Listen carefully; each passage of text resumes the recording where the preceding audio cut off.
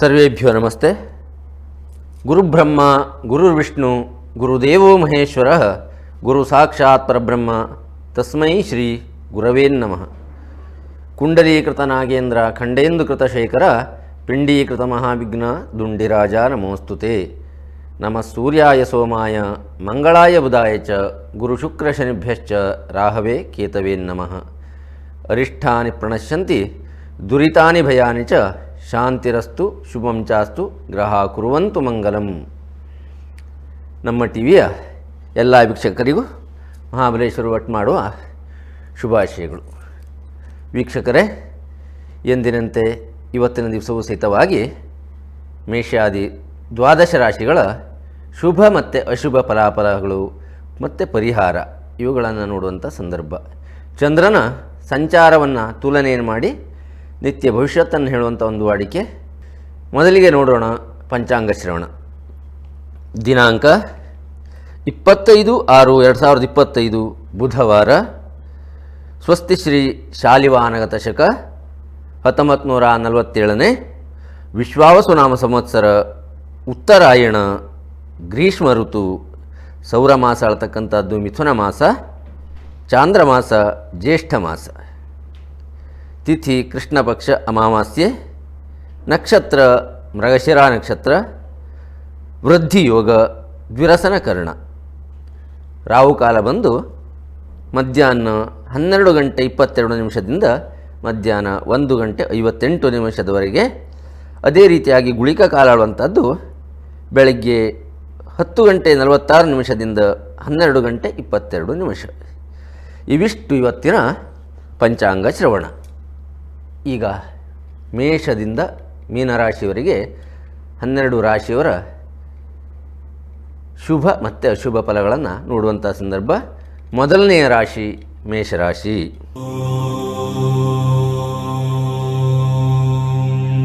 ರಾಶಿಯಾಧಿಪತಿ ಹೇಳ್ತಕ್ಕಂಥವನು ಕುಜ. ಮೇಷರಾಶಿಯವರಿಗೆ ಇವತ್ತಿನ ದಿವಸ ಜನ್ಮರಾಶಿ ಸ್ಥಿತವಾದಂಥ ಶುಕ್ರ ಜನ್ಮರಾಶಿ ಸ್ಥಿತವಾದಂಥ ಕಾರಣದಿಂದಾಗಿ ಸುಖಯೋಗ ಆಳುವಂಥದ್ದನ್ನು ಹೇಳಿದ್ದಾರೆ ಪ್ರಮುಖವಾಗಿ. ಅದೇ ರೀತಿಯಾಗಿ ತೃತೀಯ ಸ್ಥಾನದಲ್ಲಿ ಚಂದ್ರನ ಸಂಚಾರವಾದಂಥದ್ದಿದೆ. ತೃತೀಯದಲ್ಲಿ ಗುರು. ಜಯ ಇದ್ದರೂ ಸಹಿತವಾಗಿ ಸ್ವಲ್ಪ ರೀತಿಯಾಗಿ ಸ್ಥಾನನಾಶ ಆಳ್ತಕ್ಕಂಥದ್ದು ಹೇಳ್ತೇವೆ ಇಲ್ಲಿ. ಚತುರ್ಥ ಸ್ಥಾನದಲ್ಲಿ ಕೇಂದ್ರದಲ್ಲಿ ಬುಧನ ಸಂಚಾರವಾದಂಥದ್ದುಂಟು. ಧನಲಾಭ ಸ್ವಲ್ಪ ರೀತಿಯಾಗಿ ಮಾಡ್ತಕ್ಕಂಥ ಉದ್ಯೋಗಗಳಲ್ಲಿ ಧನಲಾಭ ಆಳ್ತಕ್ಕಂಥದ್ದು, ಸ್ವಲ್ಪ ರೀತಿಯಾಗಿ ಮಾಡುವಂಥ ಕೆಲಸ ಕಾರ್ಯಗಳಲ್ಲಿ ಅಭಿವೃದ್ಧಿ ಆಗುವಂಥದ್ದು, ಇದೆಲ್ಲ ಸಹಿತವಾಗಿ ಮೇಷರಾಶಿಯವರಿಗಿದೆ. ಪರಿಹಾರಕ್ಕಾಗಿ ಸುಬ್ರಹ್ಮಣ್ಯನ ಆರಾಧನೆ ಮಾಡಿ. ಸುಬ್ರಹ್ಮಣ್ಯನ ಆರಾಧನೆ ಮಾಡುವಂಥದ್ರಿಂದಾಗಿ ಬರುವಂಥ ಯಾವುದೇ ಅನಿಷ್ಟ ಫಲಗಳಿದ್ದರೂ ಸಹಿತವಾಗಿ ನಿವಾರಣೆಯಾಗಿ ಇವತ್ತಿನ ದಿವಸ ಮೇಷರಾಶಿಯವರಿಗೆ ಶುಭವಾಗತ್ತೆ. ಇನ್ನು ಎರಡನೆಯ ರಾಶಿ ಹೇಳ್ತಕ್ಕಂಥದ್ದು ವೃಷಭ ರಾಶಿ ಅಂತ ಹೇಳ್ತೇವೆ.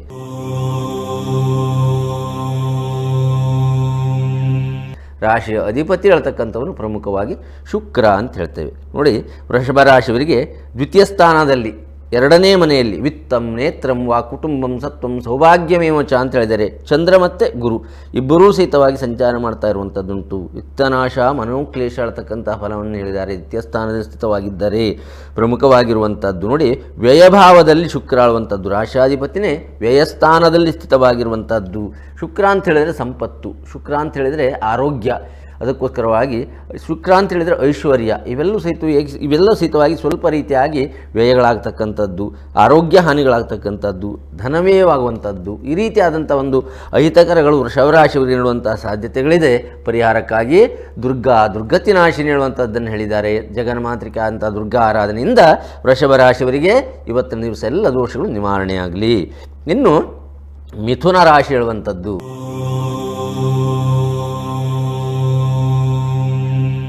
ರಾಶಿ ಅಧಿಪತಿ ಹೇಳ್ತಕ್ಕಂಥವನು ಬುಧ.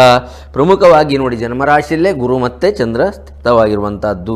ಸ್ವಲ್ಪ ರೀತಿಯಾಗಿ ಮನೋದುಃಖ ಮತ್ತು ಆಯಾಸ ಆಳ್ತಕ್ಕಂಥದ್ದು ಹೇಳಿದ್ದೇವೆ. ಮನಸ್ಸಿಗೆ ಏನಾದರೂ ರೀತಿಯಾದಂಥ ದುಃಖಕರವಾಗಿರುವಂಥದ್ದು, ಸ್ವಲ್ಪ ರೀತಿಯಾಗಿ ದೇಹಕ್ಕೆ ದಣಿವಾಗ್ತಕ್ಕಂಥದ್ದು.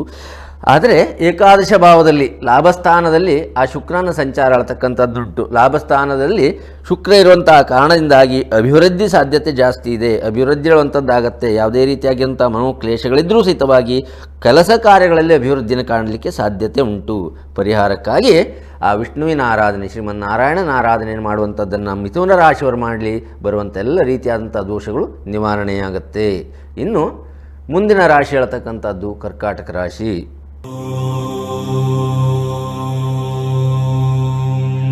ಕರ್ಕಾಟಕ ರಾಶಿಯವರಿಗೆ ಜನ್ಮರಾಶಿ ಸ್ಥಿತವಾಗಿ ಬುಧವಂತವನ್ನು ಸಂಚಾರವನ್ನು ಮಾಡ್ತಾ ಇದ್ದಾನೆ ನೋಡಿ.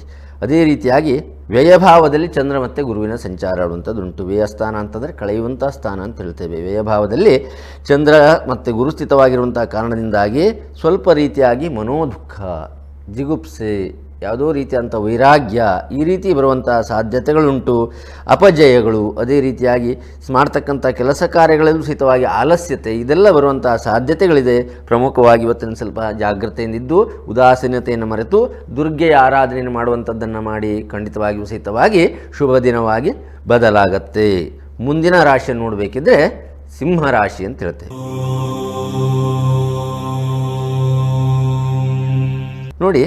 ಸಿಂಹರಾಶಿಗೆ ಜನ್ಮರಾಶಿಯಲ್ಲಿ ಕುಜ ಮತ್ತು ಕೇತು ಸ್ಥಿತವಾಗಿರೋದು. ಕುಜ ಮತ್ತು ಕೇತು ಜನ್ಮರಾಶಿ ಸ್ಥಿತವಾಗಿದ್ದರೆ ಮನೋಭಯ ಅಂತ ಹೇಳಿದ್ದಾರೆ. ಸ್ವಲ್ಪ ರೀತಿಯಾಗಿ ಮನಸ್ಸಿಗೆ ಯಾವುದೋ ರೀತಿಯಾದಂಥ ದುಗಡ, ದುಮ್ಮಾನ, ಭಯಭರಿತವಾದಂಥ ವಾತಾವರಣ ಈ ರೀತಿಯಾಗಿರುವಂಥ ಸಾಧ್ಯತೆಗಳುಂಟು. ಆದರೆ 11ನೇ ಭಾವದಲ್ಲಿ ಲಾಭಸ್ಥಾನದಲ್ಲಿ ಆ ಚಂದ್ರ ಮತ್ತು ಗುರುವಿನ ಸಂಚಾರ ಆಡುವಂಥದ್ದುಂಟು. 11ನೇ ಭಾವದಲ್ಲಿ ಆ ಒಂದು ಚಂದ್ರ ಮತ್ತು ಗುರು ಹೇಳ್ತಕ್ಕಂಥವು ಸ್ಥಿತವಾದಂಥ ಕಾರಣದಿಂದಾಗಿ ಸ್ಥಾನ ಲಾಭ ಆಗ್ತಕ್ಕಂಥದ್ದುಂಟು. ಮಾಡ್ತಕ್ಕಂಥ ಕೆಲಸ ಕಾರ್ಯಗಳಲ್ಲಿ ಬಡ್ತಿ ಸಿಗುವಂಥ ಸಾಧ್ಯತೆಗಳು ಪ್ರಮುಖವಾಗಿರುವಂಥದ್ದುಂಟು. ಆ ಒಂದು ಸಿಂಹರಾಶಿಯವರಿಗೆ ಸಂತೋಷಭರಿತವಾದಂಥ ವಾತಾವರಣಗಳು ಬರುವಂಥ ಸಾಧ್ಯತೆಗಳಿದೆ. ಮನೋಸಂತೋಷ ಹೇಳುವಂಥದ್ದು. ಅದಕ್ಕೋಸ್ಕರವಾಗಿ ಬರುವಂಥ ತೊಂದರೆಗಳಿದ್ದರೆ ಈಶ್ವರನ ಆರಾಧನೆಯನ್ನು ಮಾಡುವಂಥದ್ದು. ಅಷ್ಟಮ ಶನಿ ಹೇಳುವಂಥದ್ದು, ಅಷ್ಟಮ ಭಾವದಲ್ಲಿ ಶನಿಯ ಸಂಚಾರ ಆಳುವಂಥದ್ದು. ಅಷ್ಟಮಸ್ಥೆ ಯಥಾಕೇಟು ವಾತರೋಗಾದಿ ಪೀಡಿತ ಅಂತ ಹೇಳಿದ್ದಾರೆ. ಅದಕ್ಕೋಸ್ಕರವಾಗಿ ಶಾರೀರಿಕವಾದಂಥ ವಾತ ಪ್ರಕೃತಿಗಳಲ್ಲಿ ಉಲ್ಬಣವಾಗುವಂತಹ ಸಾಧ್ಯತೆಗಳಿದೆ. ಈಶ್ವರ ಆರಾಧನೆಯನ್ನು ಮಾಡಿಕೊಳ್ಳಿ, ಸಿಂಹರಾಶಿಯವರು ಶುಭವಾಗತ್ತೆ. ಮುಂದಿನ ರಾಶಿಯನ್ನು ವೀಕ್ಷಣೆ ಮಾಡುವುದಾದರೆ ಕನ್ಯಾ ರಾಶಿ ಅಂತ ಹೇಳ್ತೇವೆ.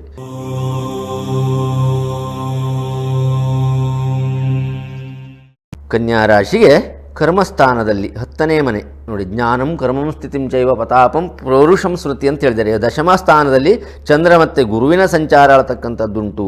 ಇಷ್ಟ ಸಿದ್ಧಿ ಇದ್ದರೂ ಸಹಿತವಾಗಿ ಸ್ವಲ್ಪ ರೀತಿಯಾಗಿ ಧನನಾಶ ಆಗುವಂಥ ಸಾಧ್ಯತೆಗಳಿದೆ. ಮನಸ್ಸಿಗೆ ಯಾವುದೇ ಒಂದು ರೀತಿಯಾದಂಥ ಎಣಿಸಿದ ಕಾರ್ಯ ನಡೆದರೂ ಸ್ವಲ್ಪ ರೀತಿಯಾಗಿ ಧನನಾಶಗಳಾಗ್ತಕ್ಕಂಥದ್ದುಂಟು. ಸಪ್ತಮದಲ್ಲಿ ಶನಿಯ ದೃಷ್ಟಿ ಹೇಳುವಂಥದ್ದು.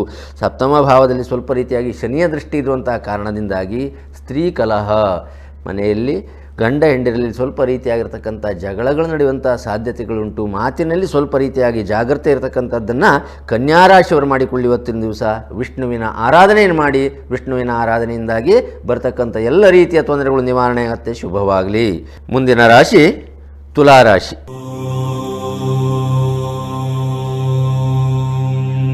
ತುಲಾರಾಶಿಯವರಿಗೆ ನೋಡಿ, ಭಾಗ್ಯಸ್ಥಾನದಲ್ಲಿ ಚಂದ್ರ ಮತ್ತು ಗುರು, ನವಮ ಸ್ಥಾನದಲ್ಲಿ ಪೂರ್ವ ಪುಣ್ಯ ಸ್ಥಾನದಲ್ಲಿ ಚಂದ್ರ ಮತ್ತು ಗುರು ಅಳತಕ್ಕಂಥವುಂಟು. ಚಂದ್ರ ಸ್ಥಿತವಾಗಿದ್ದರೆ ಸ್ವಲ್ಪ ರೀತಿಯಾಗಿ ರೋಗಬಾಧೆ ಅಂತ ಹೇಳಿದ್ದಾರೆ. ಸುತ ಲಾಭ, ಮಕ್ಕಳಿಂದಾಗಿ ಸಂತೋಷ ಮಾಡ್ತಕ್ಕಂಥ ಒಂದು ವಿಚಾರಗಳು ಬರುವಂಥ ಸಾಧ್ಯತೆಗಳಿದೆ. ಅದೇ ರೀತಿಯಾಗಿ ಷಷ್ಠಮದಲ್ಲಿ ಶನಿ ಹೇಳ್ತಕ್ಕಂಥ ಒಂದು ಸಂಚಾರ, ಷಷ್ಠಮದಲ್ಲಿ ಶನಿ ಹೇಳ್ತಕ್ಕಂಥ ಸಂಚಾರದಿಂದಾಗಿ ಶತ್ರುನಾಶ, ಸ್ವಲ್ಪ ರೀತಿಯಾಗಿ ಬರತಕ್ಕಂಥ ಶತ್ರುಗಳು ನಿವಾರಣೆ ಆಗ್ತಕ್ಕಂಥ ಸಾಧ್ಯತೆಗಳು ಪ್ರಮುಖವಾಗಿ ತುಲಾರಾಶಿಯವರಿಗೆ ಉಂಟು. ಬೇಕಾಗಿರುವಂಥ ಪರಿಹಾರ ದುರ್ಗೆಯ ಆರಾಧನೆ ಮಾಡುವಂಥದ್ದು. ದುರ್ಗತಿನಾಶಿನಿ ಹೇಳಿದ ಹಾಗೆ ಬರುವಂಥ ಎಲ್ಲ ಕಷ್ಟಗಳನ್ನು ಸಹಿತವಾಗಿ ಜಗನ್ಮಾತೆಯ ಆರಾಧನೆಯಿಂದ ನಿವಾರಣೆ ಆಗುತ್ತೆ. ತುಲಾರಾಶಿಯವರಿಗೆ ಶುಭವಾಗಲಿ. ಮುಂದಿನ ರಾಶಿ ಇರತಕ್ಕಂಥದ್ದು ವೃಶ್ಚಿಕ ರಾಶಿ.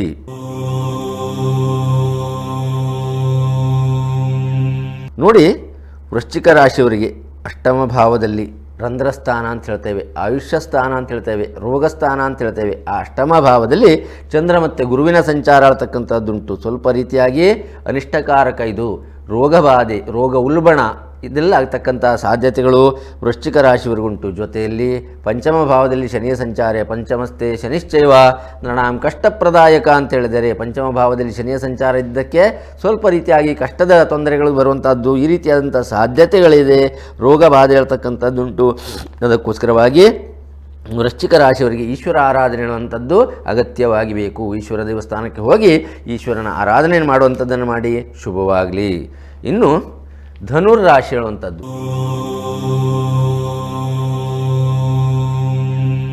ರಾಶ್ಯಾಧಿಪತಿನೇ ಗುರು.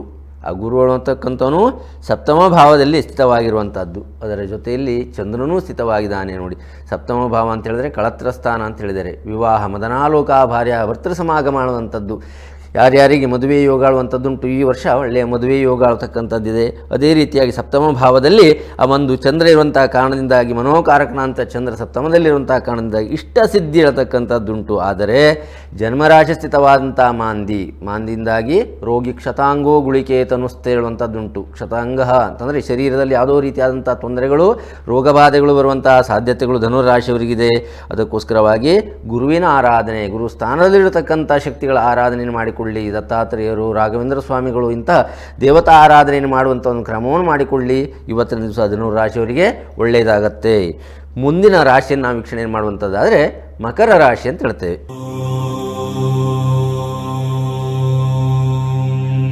ಮಕರ ರಾಶಿಯವರಿಗೆ ಷಷ್ಠಮದಲ್ಲಿ ಚಂದ್ರ ಮತ್ತು ರವಿ ಪ್ರಮುಖವಾಗಿರುವಂಥದ್ದು. ನೋಡಿ, ಷಷ್ಠಮ ಸ್ಥಾನ ಅಂತ ಹೇಳಿದ್ರೆ ಶತ್ರುಭಾವ ಅಂತ ಹೇಳ್ತೇವೆ. ಶತ್ರು ಸ್ಥಾನ ಆಳ್ತಕ್ಕಂಥದ್ದು, ಶತ್ರು ನಾಶ ಆಳುವಂಥದ್ದುಂಟು, ರೋಗನಾಶ ಆಳ್ತಕ್ಕಂಥದ್ದಿದೆ ಪ್ರಮುಖವಾಗಿ. ಆದರೆ ದ್ವಿತೀಯದಲ್ಲಿ ರಾಹು, ಎರಡನೇ ಮನೆ ಆಳ್ತಕ್ಕಂಥದ್ದು, ವಿತ್ತಂ ನೇತ್ರಂ ವಾ ಕುಟುಂಬಂ ಹೇಳುವಂಥದ್ದು, ಧನ ಆಳ್ತಕ್ಕಂಥದ್ದು ವ್ಯಯವಾಗುವಂಥ ಸಾಧ್ಯತೆಗಳು, ಸ್ವಲ್ಪ ರೀತಿಯಾಗಿ ಕಲಹಗಳು ನಡೆಯುವಂಥದ್ದು ಮಾತಿನಿಂದ. ವಿತ್ತಂ ನೇತ್ರಂ ವಾಕ್ ಅಂತಂದರೆ ಮಾತು ಅಂತ ಹೇಳ್ತೇವೆ.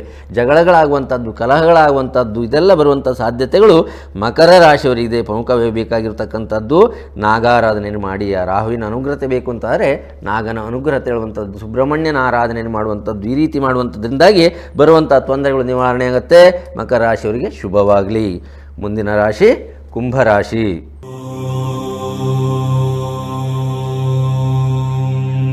ಕುಂಭರಾಶಿಯವರಿಗೆ ಜನ್ಮರಾಶಿಯಲ್ಲೇ ಸ್ಥಿತವಾದಂಥ ರಾಹು. ನೋಡಿ, ಜನ್ಮರಾಶಿ ಸ್ಥಿತವಾಗಿದ್ದರೆ ರೋಗ ಉಲ್ಬಣತೆ ಹೇಳುವಂಥದ್ರ ಜೊತೆಯಲ್ಲಿ ಮನೋಭಯ ಆಳುವಂಥದ್ದು, ಭಯದ ವಾತಾವರಣಗಳು ಬರುವಂಥ ಸಾಧ್ಯತೆಗಳಿರುತ್ತೆ. ಛಾಯಾಗ್ರಹಗಳಾಗಿರುವಂಥ ಕಾರಣದಿಂದಾಗಿ ದುಸ್ವಪ್ನಗಳು ಬೀಳುವಂಥದ್ದು, ಮನಸ್ಸಿಗೆ ಭಯವಾಗ್ತಕ್ಕಂಥದ್ದು, ಈ ರೀತಿಯಾಗಿರ್ತಕ್ಕಂಥದ್ದೆಲ್ಲ ಇದೆ. ಪಂಚಮ ಭಾವದಲ್ಲಿ ಚಂದ್ರ ಮತ್ತು ರವಿಯ ಸಂಚಾರ ಆಳುವಂಥದ್ದುಂಟು. ಪಂಚಮ ಭಾವದಲ್ಲಿದ್ದರೆ ಭೀತಿ, ಮನೋಕ್ಲೇಶ ಆಳುವಂಥದ್ದು ಹೇಳಿದ್ದಾರೆ. ಸ್ವಲ್ಪ ರೀತಿಯಾಗಿ ಮನಸ್ಸಿಗೆ ತೊಂದರೆಗಳಾಗ್ತಕ್ಕಂಥದ್ದು, ಮನಸ್ಸಿಗೆ ಕಳವಳವಾಗತಕ್ಕಂಥದ್ದು, ಚಂಚಲ ಮನಸ್ಥಿತಿ ಬರುವಂಥದ್ದು, ಇವೆಲ್ಲ ಬರುವಂಥದ್ದು. ಯಾಕೆ ಅಂತ ಕೇಳಿದ್ರೆ ದ್ವಿತೀಯ ಸ್ಥಾನದಲ್ಲಿ ಅಲ್ಲಿ ಪ್ರಮುಖವಾಗಿ ಕುಂಭರಾಶಿಯವರಿಗೆ ಅಲ್ಲಿ ಶನಿಯ ಸಂಚಾರ ಆಳ್ತಕ್ಕಂಥದ್ದುಂಟು. 7ನೇ ಶನಿಯ ಪ್ರಭಾವ ಆಳುವಂಥದ್ದಿದೆ. ಅದಕ್ಕೋಸ್ಕರವಾಗಿ ಧನವ್ಯಯ ಆಗುವಂಥದ್ದು, ಇದೆಲ್ಲ ಸಾಧ್ಯತೆಗಳುಂಟು. ಅದಕ್ಕೋಸ್ಕರವಾಗಿ ಕುಂಭರಾಶಿಯವರು ಪರಿಹಾರಕ್ಕಾಗಿ ಈಶ್ವರನ ಆರಾಧನೆಯನ್ನು ಮಾಡಿಕೊಳ್ಳಿ. ಈಶ್ವರನ ಆರಾಧನೆಯಿಂದಾಗಿ ಬರ್ತಕ್ಕಂಥ ಎಲ್ಲ ಕೆಟ್ಟ ಪರಿಣಾಮಗಳು ನಿವಾರಣೆಯಾಗಿ ಶುಭವಾಗತ್ತೆ. ಇನ್ನು ದ್ವಾದಶ ರಾಶಿಗಳಲ್ಲಿ ಕೊನೆಯ ರಾಶಿ ಇರುವಂಥದ್ದು ಮೀನ ರಾಶಿ ಅಂತ ಹೇಳ್ತೇವೆ.